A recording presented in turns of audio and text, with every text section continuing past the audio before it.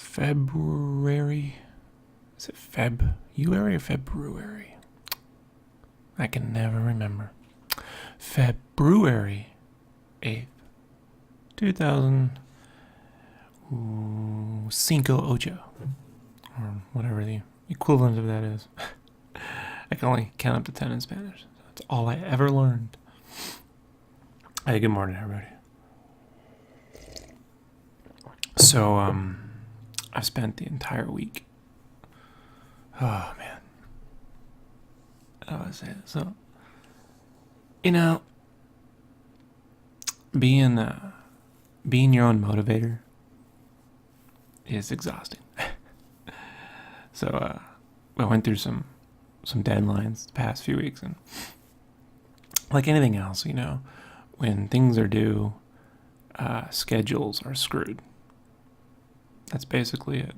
And so when things are due, whatever plans you had about how your day was going to go, you know this if you're at work or you have anything where there's due or deadlines or specific due dates for things, whether it's creative or not. You know that as that day appears, no matter how much preparation you put in advance, you gonna be working. So I had that happen with 2 different clients, and one after that, and it just fudged with my sleep. So it's working now. I'm finding the schedule that works for this configuration, which is about the same schedule I've had for the past year, just an adjustment of an hour here, an hour there, basically. Unfortunately, I had to take this week to sleep in our guest bedroom because it's just too comfortable and in my personal bed to wake up on time. So I used to sleep on the floor, but it's really bad for my hips and back. So the guest bedroom's the second thing, because I can basically set my iPad Pro. I can set the alarm on there to be really loud. Which, by the way, personally speaking, I don't like alarm clocks because they use the same fucking noise or they use the same song. I actually like using Pandora as a sleep timer, except that you always have to plug in the fucking iPad. Like, you have to leave it plugged in for it to work, which I get why. They don't want to be told your alarm didn't work, because you ran out of juice or something. So it makes sense. Slightly annoying.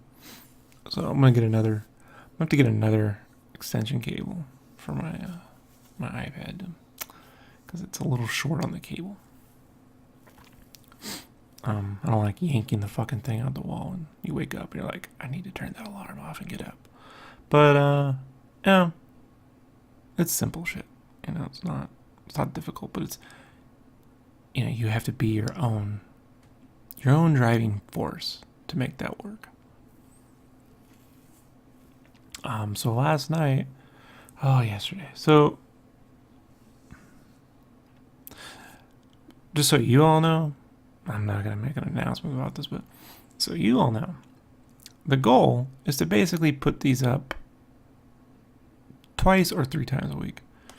Like Tuesdays and Thursdays, or Monday, Wednesday, Fridays, depending on how much crap there is to talk about. That's my goal. I might move to Tuesdays and Thursdays and then use this time that I normally do for podcasts and stuff to just take an extra walk, just to stretch my feet. So I might be doing that, but we shall see.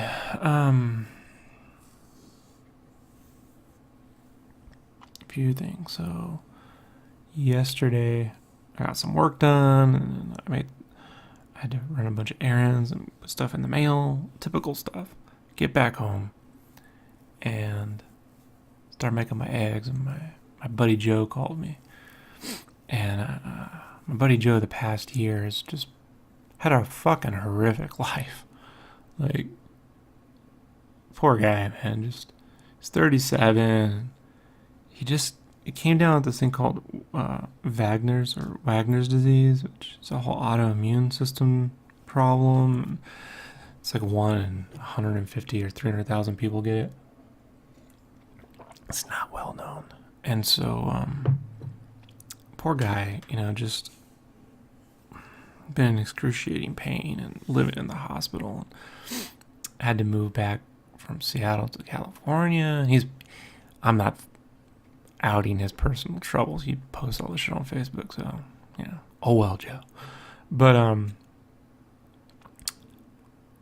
moved back to California. Him and his wife he has to live with his father, and she had to move with her parents, but they just had a kid too, and just life is not being very kind to Joe.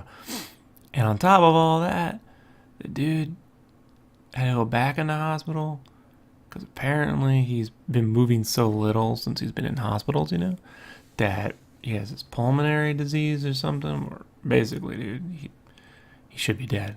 And so I guess they're doing some procedure that will help or buy him more time until he not dies. And so he called me up to basically give me his, I don't know if I'll be coming out of it speech, And, oh, man.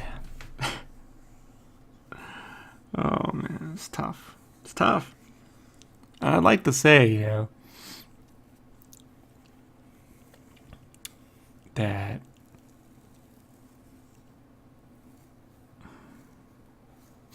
I try to find, in situations like that, I try to find any glimmer of, not hope, but real, tangible, probabilities. I don't deal well with things like, I'll be praying for you. Doesn't matter to me, those things. And I'll explain to you why. My mom, this is going to get personal, folks, so if you're having a happy day, or you don't want to hear some real shit, come back to this one. My mom took off on Christmas once. She made me pack my stuff and dropped me off at my stepfather's house. Guy she was divorced to, father of my brother, and disappeared. Just left for years. And I like to say it was as simple as that, but it wasn't. It's actually a very traumatic and scary moment for an 8-year-old kid. My mom had been acting erratic since they had gotten divorced about a year or two before that. And, man, I did the math on the Christmas shows, so you should go listen to those if you want to figure out the math. But it was a difficult, weird time, and it was the 80s, so they didn't explain divorce very well. They just said, they're getting a divorce. You're going with your mom. That was not explained to me at all. And I had a new house and lived with a new family overnight, and then, because my mom had his boyfriend, he had kids, and they didn't last 6 months. So by the Christmas, so that was June of one year, and by Christmas, we were already living on our own. She didn't make it with that guy very long. And that guy was psycho. And then my mom just started getting really erratic, and she'd have good days and then weird days and then odd, weird moments. So it was things like being in the second grade. That's when I started staying up late because my mom and I wouldn't get to bed till midnight. She'd go bowling till, late in the morning, and I'd have to get her up in the morning and just wake her up, and it was a weird time. And so when my mom left, it was very, I thought she might drive me into a lake because my mom kept showing me. My mom liked to show me horror stories. Ever since Adam Walsh was murdered in the early 80s, my mom would be she'd show me every horror story. Mothers killing their children or serial murderers. It's an odd time, folks. But the trauma of that, I've worked through a lot of it as best as you can. I've been through social workers and therapists my entire life, up until my adult life, when I just got tired of it. There's not much more you can do. But it did break a little thing in me. It broke a little thing in me that I don't fully have. And that's the traumatic feeling of losing someone. When you've really lost someone, that trauma that they're gone forever. I don't have it. I'm not saying it's a good thing. I'm not boasting that. It's a problem. When my father died, closest I could feel to like, so this is what the world feels like with my dad not in it, you know? And I felt more bad for all the people my dad would help, because my dad had his own security company. And my dad was always helping just random fucking people, man. He'd see a kid walking down the street at 2 a.m. My dad would be the guy fucking doing the right thing. If he saw a guy rip off a fucking cash register and take off, my dad would just be in pursuit, calling the police, you know, like all the time. So I felt a stronger loss for the world, more than my own. And, you know, you ask, is that, you know, a disassociation or whatever? I don't know. Fucking know, guys, you know. I know that I wish he were here. I'd rather be in a world with my dad in it than not. I miss him tremendously. But I also, I don't know, I guess I feel because one way or the other, we're all headed that direction. And it sounds morbid, but for myself, you know, I never knew if I was going to see my mother again.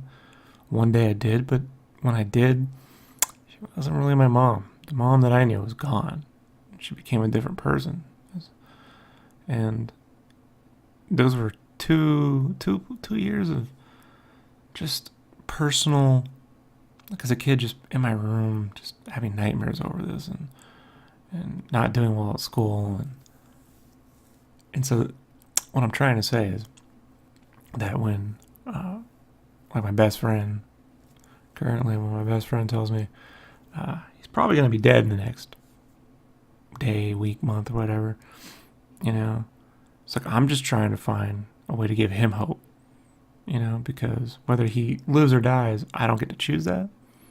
You know, I got to live in this world, you know, regardless. So it's like, it's just tough. It's a tough conversation to have. So I always try to like give him some form of hope, because fuck, man, I mean, you know, your guy's 37. He's like, he may not actually truly live. I was telling him, I'm like, you know, like, what floor of the what floor of the hospital are you on? And he said, I said, how many floors of the hospital? He said, there's 4. And so I'm like, well, you know, what floor are you on? He said 3. I'm like, well, you know, you got one more floor because you're not there yet. Because when my dad died, they put you on the top floor. When you're actually on death's door, they put you at the top floor. That's where you're basically going to die. Bring your friends, you know, your family.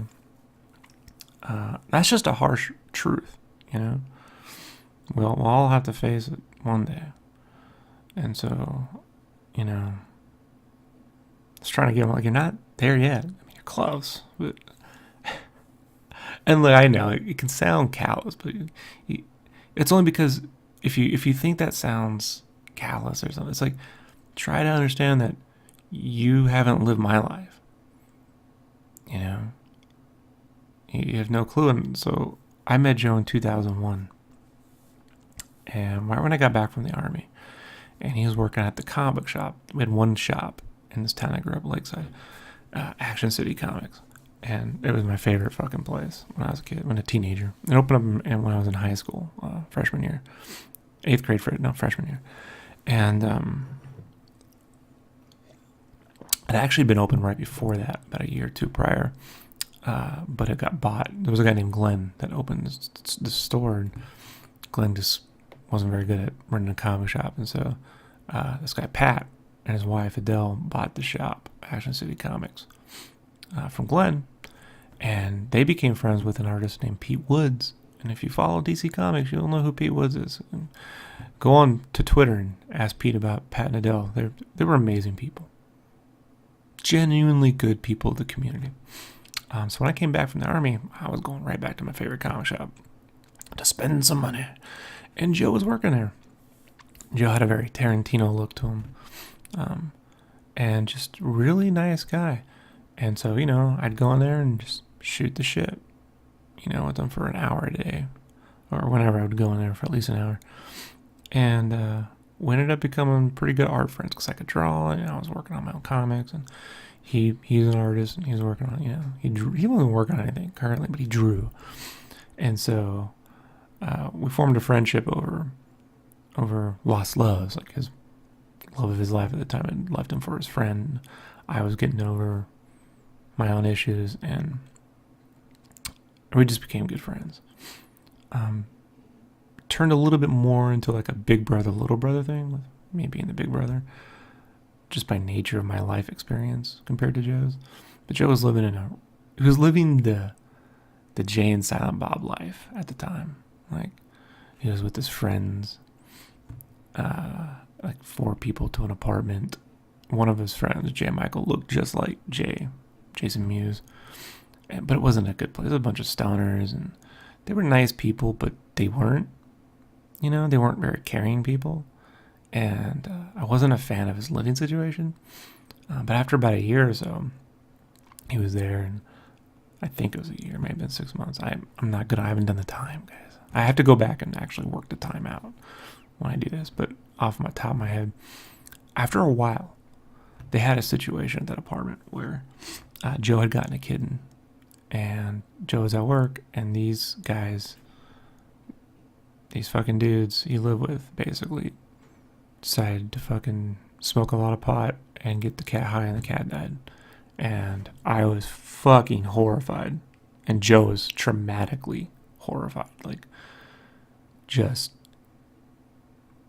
he wasn't doing well. His mom, my mom left me at 8. When Joe was 8, his mom died. So he'd been dealing with that loss. And so I said, look, dude, I got an extra room. I was living with my dad because my dad had this heart attack. And I said, we have an extra room. You can rent that out if you don't want to get out of this fucking hellhole. And so I sort of, went down this path of trying to like help Joe get beyond his teenage roots, so to say. Joe at the time was a guy who was like, he didn't have a license. He didn't feel he needed to have a car. He's like, he worked at the mall. Oh, he worked at the comic shop. And when he didn't work at the comic shop, he'd work at the mall and back and forth. And he's like, I just take the bus everywhere. I don't have to worry about driving. I'm like, just shit like that. He didn't know how to use a computer. He didn't feel he ever needed to know how to use a computer.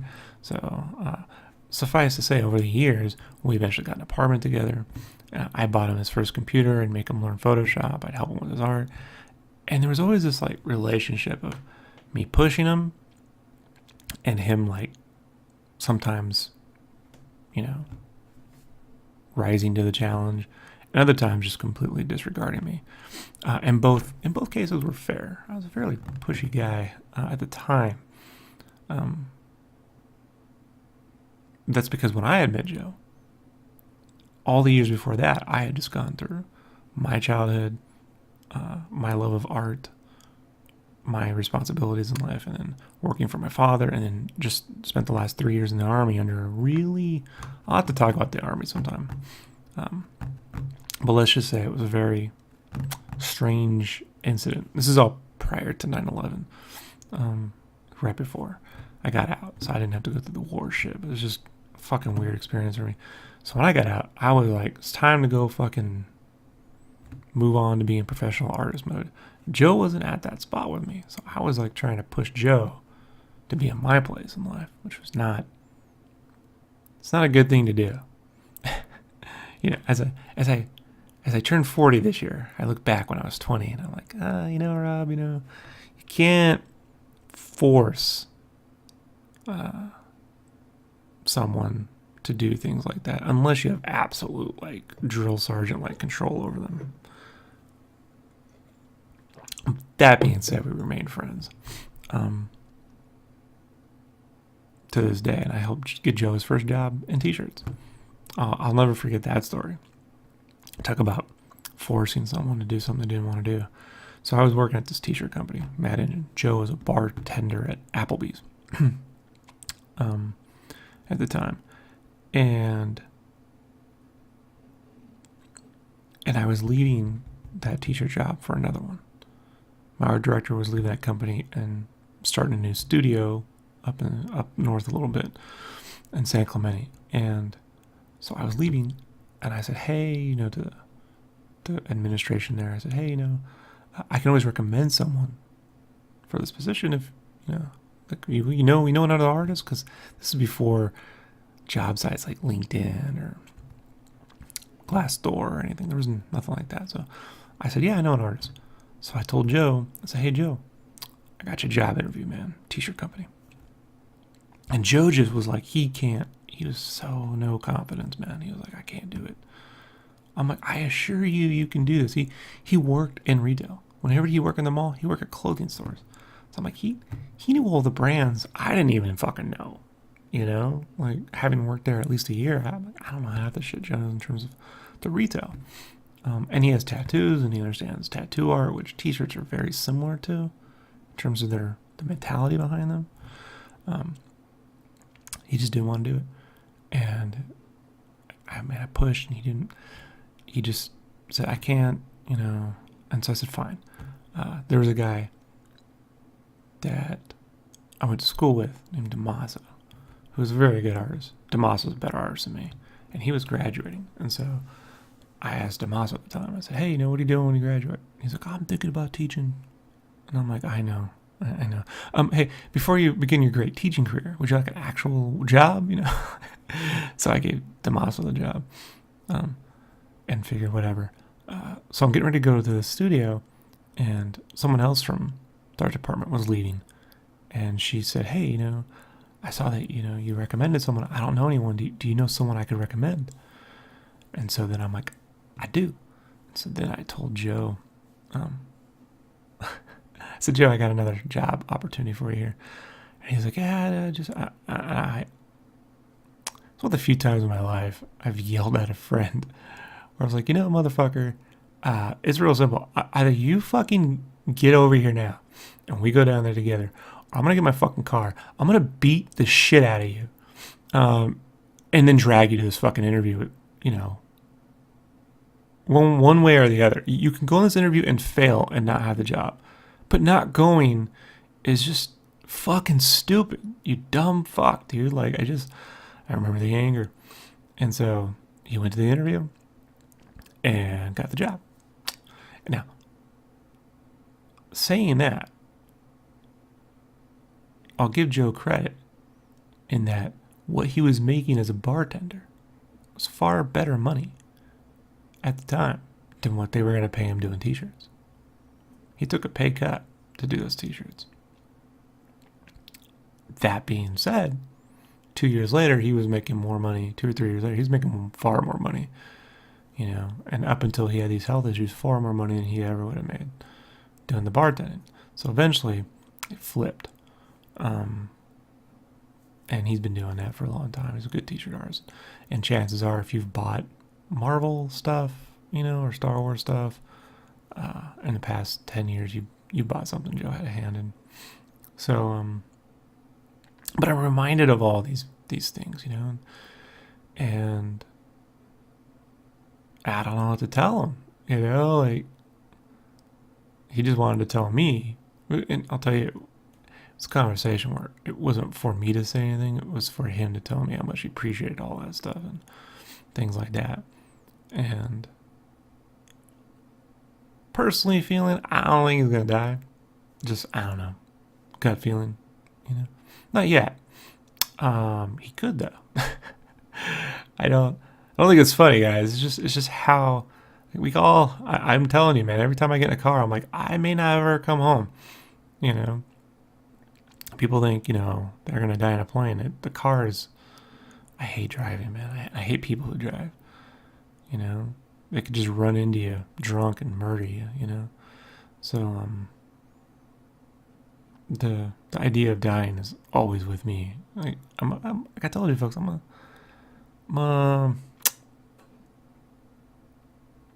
had to face this at an early age.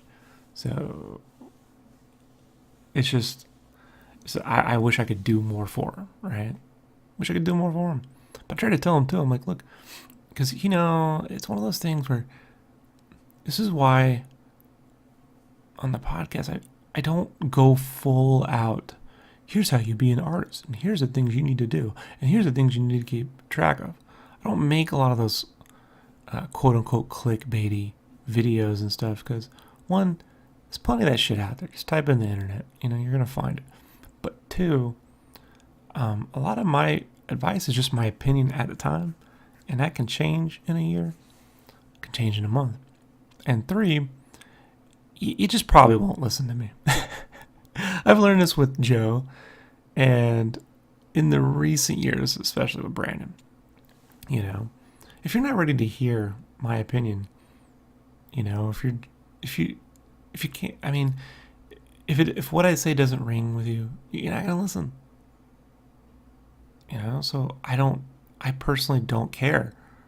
At the end of the day, I've had to remove myself from caring too much about whether my friends heed sound advice or not. I have to focus on me heeding my own fucking advice. I've had to talk to myself a few times, like, Rob, what are you doing? But that being said, I don't hold it against anyone. For now, I don't really get mad that Brandon doesn't listen to me. I feel bad for Brandon because he could be a better artist. And I was trying to tell Joe, I never felt bad when he would ignore me. I'd give him notes on art. We were working on comics together, and I'd do the roughs and he'd do the cleanups. But he just wouldn't do anything, And I get it. There's certain things with artists, man, Sometimes they want to be, the artist's ego is tough. It's tough to get beyond yourself. In comics, if you draw something well. If you draw something well, you put out a comic book, and it's colored well, you're going to hear, who's your colorist? And if it's colored badly, they blame the penciler. If it's drawn well, and they love the story, the writer just gets the credit. There's always this credit thing going around, and ownership, and who did what, and look, non-artists don't help. Artists do the worst of service, but fans, they don't help either. So, I've had to, after going through art school and going through a bunch of different art departments and freelancing and then going back to art departments and then freelancing again and going to cons and just through all of this, I have a much better perspective on how to deal with credit and advice and working with and just getting beyond myself, trying to get, when it comes to art, to the truth of what a project needs to be and what is responsible with the time you're spending on stuff, things like that.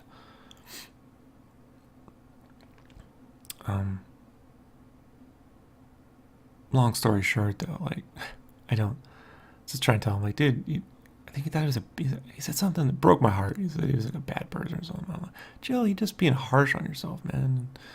You're not a bad person because you didn't live. Come on, dude. I was a crazy dude. Try to explain to him all the things leading up to before we had met. Because I don't think I ever took the time to do that. And to be fair, folks, being my friend is no fun. I'll make a lot of jokes and we'll crack the shit, but I have an A-type personality, so it's if it's hard sometimes. I speak from a place of confidence, I definitely can be wrong, and I constantly change my mind. So it's throws my friends off. They go, well, you said this. I'm like, yeah, I just said it confidently. Everything's up for negotiation, but I'm a difficult person. Ask Brandon, and I recognize that. But I never had someone to help guide me through the art stuff. I've had to pay a lot of attention. This podcast, my whole reason for doing podcasts or putting anything on the internet, recording my art, I was against social media. I had an AOL account, and I like the internet, but I didn't ever post it on message boards. I didn't give a fuck about MySpace when it came out. I never had one. There's never been one. I didn't care about Facebook. I didn't care about any of these things until I started to produce art that I was proud of, and I couldn't remember how I did it. And so the podcast, and I initially used Livestream, was a way to record those things, but Livestream wasn't saving them. So I went to YouTube because YouTube saves them. So it's just been a way that I can teach myself. And so people like Joe and to a lesser extent Brandon, I've tried to pay that forward. And to all you guys, I try to pay this forward in a way that I think is a way I would want to hear this advice when I was younger. Then you have to get past the point of like, what have I listened to it? Because there's always that competitive edge when you're younger. When you're younger, and someone that you respect says, here's how, I did this and no. If you feel inside that you're a little better than them, you'll be like, well, I would never fall for that. I would never go down that path. And I'm like, you don't know what you would do. It's like when I hear my friends tell me, if I won the lotto, I'd do this. I'm like, if you won $560 million fucking dollars overnight, you don't know what the fuck you do because you've never won $560 million overnight. Don't tell me you know what you would do. You don't know. You'd like to think you do certain things, but once reality hits you in the face, like you can plan a fight. The minute you get punched in the face, that's the whole Mike Tyson line. That's God's honest truth. I try to always pay that back, and sometimes, with Joe, someone that I tried too hard, and I helped his life, but it cost us our friendship in some ways. We're friends, but we're not like friends when, it's a cautionary tale for myself to not push too hard, to step back and just be supportive. Being supportive of what people do is as important as trying to save them from making mistakes. And I think, if you try to save people from making mistakes, you can push them into making enemies out of them, right? You can push them into places that you can push them away from you. You can push them into the wrong spot. And so a lesson I've had to learn just to be a better human, fuck being an artist, being a better person, is to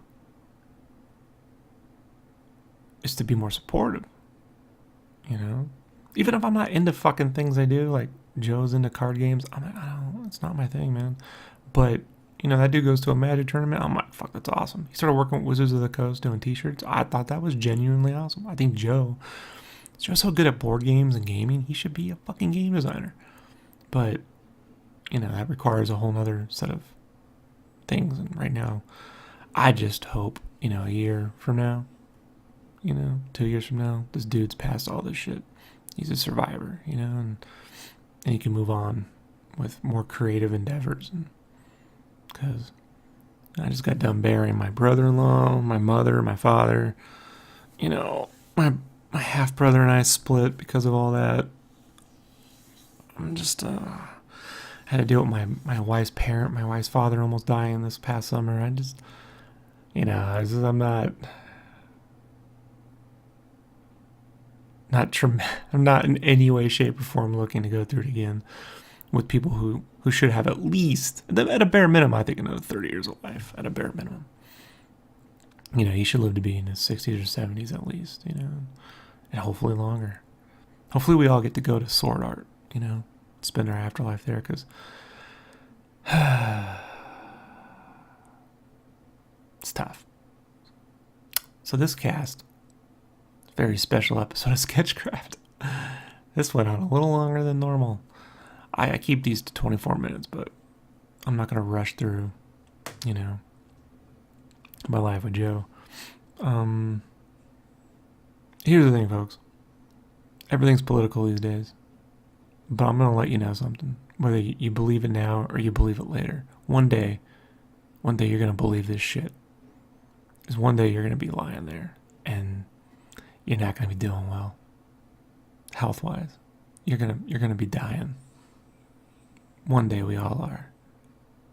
And the fact that healthcare in this country is something that will bankrupt and almost murder you is worse than a disease and destroy families. The fact that that's a fucking problem, that's a political issue, and is just ridiculous.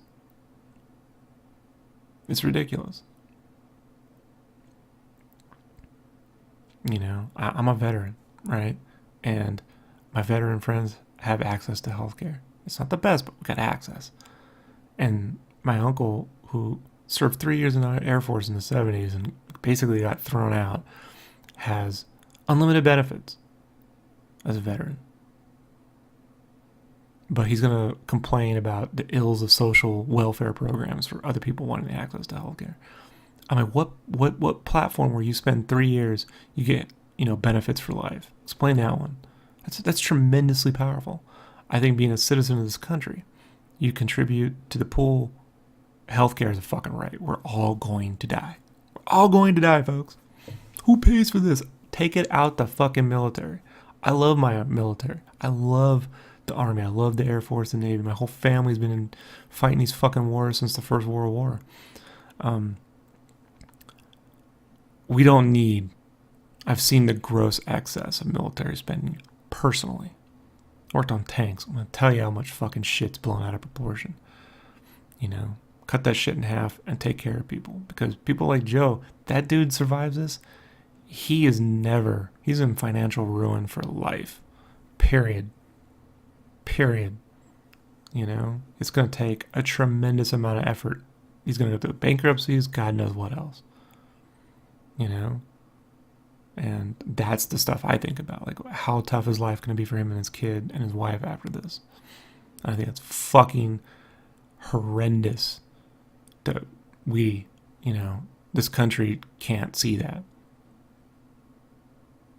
So I hate to end this on that note, but that's what I think about. I think about post-survival, post-Joe surviving this. And even if it doesn't, the debt that they've accrued is going to go right to his wife. They're not going to write that off. She's going to accrue that shit. No, I don't agree with it. I don't. And there's nothing you can do or call me, or like the Joker says in The Dark Knight, there's nothing the world has that's going to change my mind about this. It needs to stop. We get a healthier. If Joe was healthier, I mean, fuck, man, he'd be contributing. So, it's one of the few things in this world I'm going to say people got a right to. We need a constitutional right to this, because it's fucking horrendous the amount of debt this guy's accrued. I'm never complaining about my student loans ever again. Put it that way. But, if it looks like they're, Joe, I love you, brother. And if it looks like, he's got the time and he's not going to make it and I got to leave here to go down there, I mean, that's what I'll do, But I just want the dude to, I want him to be with his family. And I want everyone to have a happy life. The pursuit of happiness. With that being said, I got to go pursue my happiness, which is getting paid and warming up my coffee. So I will be back on. What are we doing today? I got file prep for a client, and then we got Darksiders, and I got Game Cave writing. Probably gonna be extra Darksiders work today. We shall see. So with that, I'm already being bugged. I gotta go. All right, it is February 8th, 2018, and I gotta get my ass to work. Peace, everybody.